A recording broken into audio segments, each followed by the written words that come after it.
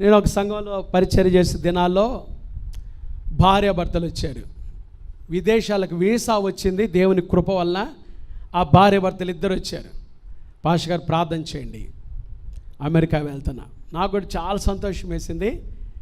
పోయిన వారం చెప్పిన వాగ్దానం తీసుకొని, ఇస్సాకు ఆ దేశమందున్నవాడై విత్తనం వేసి ఎన్నింతలు నూరంతల ఫలం పొందాడు. ఆ వచనం తీసుకొని ప్రార్థన చేస్తుంటే, ప్రార్థన చేసే ముందు ఆగండి పాస్టర్ గారు అన్నాడు ఆయన.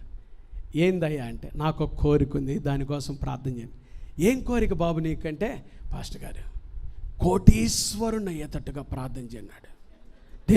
దేనికోసం అంట, అమెరికాలో నేను సంపాదించి ఏమవ్వాలి, కోటీశ్వరుని అయ్యేటట్టుగా ప్రార్థన చేయండి.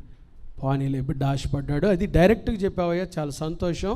అరమరికలు లేకుండా ఎట్లా చెప్పావు, నీ కోరిక ఉన్నదన్నట్టుగా చెప్పావని ప్రార్థన. దానికోసం ప్రభువా బిడ్డ హృదయ వాంఛ, అమెరికా దేశం వెళ్ళి కష్టపడి సంపాదించి ఏం కావాలి, కోటీశ్వరుని కావాలని అడుగుతున్నాడు. ప్రభా మీరు ఆశీర్వదిస్తే అది తక్కువ కాదు, కోటీశ్వరుడుగా ఆశీర్వదించాలని ప్రార్థన చేశాను.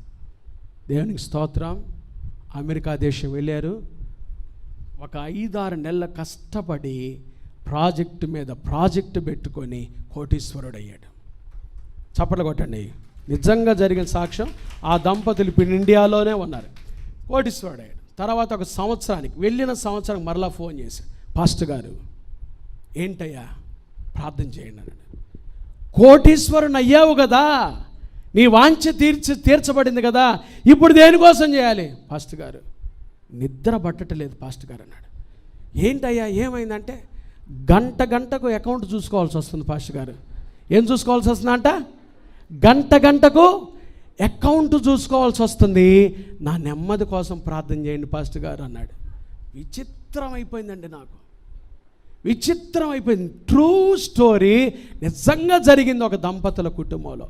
వాళ్ళంటే నిద్ర పట్టక దేవుడు ఆశీర్వదించి కోటీశ్వరుడు చేసిన తర్వాత గంటకి ఏం చేస్తున్నాడు, ఫోన్లో ఎవరైనా హ్యాక్ చేశారేమో, ఎవరైనా తీసేసుకున్నారేమో, పోయినాయేమో అని నిద్ర పట్టడం లేదు పాస్టర్ గారు. నా నెమ్మది కొరకు ప్రార్థన చేయమన్నాడు. ఎంత బాధేసిందో నాకు. సొమ్ము కంటే సంతోషం ప్రాముఖ్యం.